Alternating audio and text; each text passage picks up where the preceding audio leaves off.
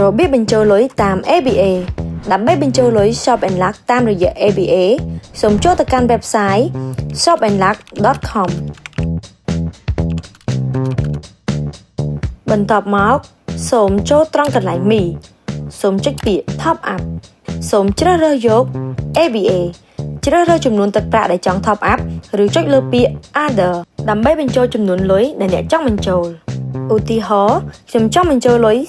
$0.25 បន្ទាប់មកសូមចុចពាក្យ Submit អ្នកនឹងឃើញចំនួនទឹកប្រាក់ដែលត្រូវបញ្ចូលត្រង់កន្លែងនេះបញ្ជាក់ដោយសារតែយើងទទួលប្រតិបត្តិការច្រើននិងចំនួនប្រាក់ដូចគ្នាក្នុងពេលតែមួយដូចនេះដើម្បីសម្គាល់ថានេះជាប្រតិបត្តិការបញ្ចូលលុយរបស់អ្នកយើងបានកែប្រែចំនួនទឹកប្រាក់នៅកន្ទុយបន្តិចសូមបញ្ចូលចំនួនទឹកប្រាក់នេះនៅពេលប្រតិបត្តិការផ្ទេរប្រាក់ក្នុង ABA ដូចគ្នា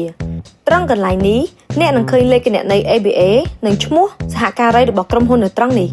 សូមយកលេខនេះឬចុច copy ត្រង់នេះបន្ទាប់មកសូមបើកកម្មវិធី ABA ដើម្បីផ្ទេរប្រាក់ចូលគណនីខាងលើត្រង់កន្លែងនេះសូមបញ្ចូលលេខគណនី ABA របស់សហការីដែលបាន copy មុននេះ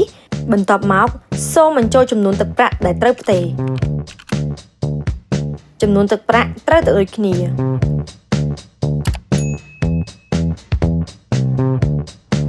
សហការីនឹងត្រួតពិនិត្យនឹងដំណើរការបញ្ចូលលុយរបស់អ្នកឲ្យលឿនបំផុតតាមដែលអាចធ្វើទៅបាន